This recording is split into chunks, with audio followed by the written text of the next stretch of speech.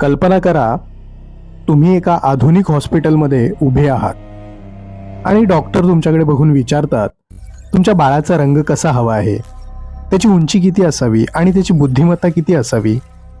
क्षणभर थांबा आणि विचार करा. जर तुम्हाला तुमचं बाळ पूर्णपणे तुमच्या पसंतीनुसार तयार करण्याची संधी मिळाली तर तुम्ही काय निवडाल? कारण आजच्या जगात हे फक्त कल्पना राहिलेलं नाही, तर ते हळूहळू वास्तवात बदलत आहे. तर नमस्कार मित्रांनो, जेनेटिक इंजिनिअरिंग म्हणजे आपल्या शरीरातील मूलभूत कोडमध्ये बदल करण्याची प्रक्रिया. आपल्या शरीरामध्ये DNA नावाचा विशेष कोड असतो, जो आपल्या शरीराचा आकार, आपला रंग, आपली उंची आणि आपल्याला कोणकोणते आजार होऊ शकतात हे ठरवतो. हा कोड नैसर्गिक पद्धतीनेच येतो.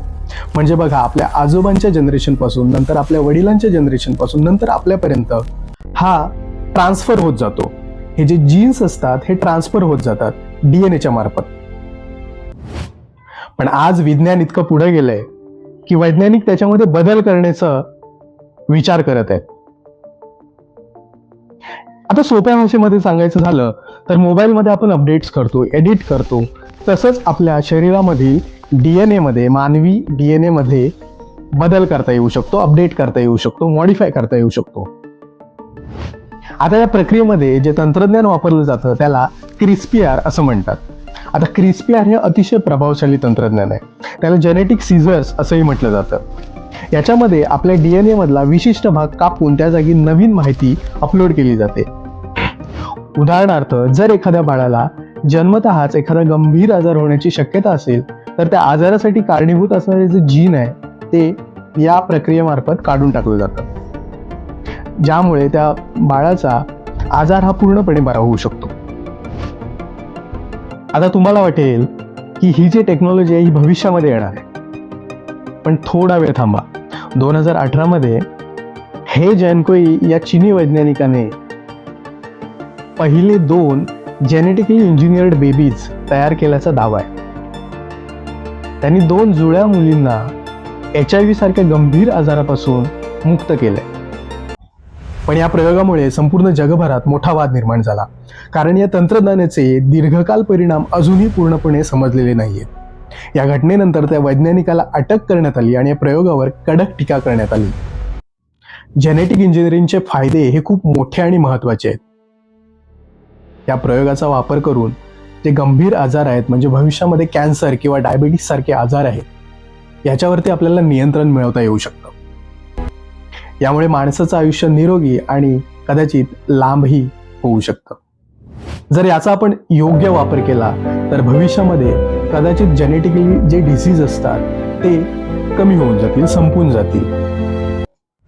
पण या तंत्रज्ञानासोबत काही गंभीर धोके सुद्धा आहेत, ज्याकडे आपल्याला दुर्लक्ष करता येणार नाही. आणि सगळ्यात महत्त्वाचा धोका म्हणजे सामाजिक असमानता. जर जेनेटिक इंजिनिअरिंग फक्त श्रीमंत लोकांनाच परवडू लागली तर समाजात 2 वेगवेगळे वर्ग निर्माण होऊ शकतात. एक जेनेटिकली मॉडिफाईड लोकांचा आणि दुसरा सामान्य लोकांचा.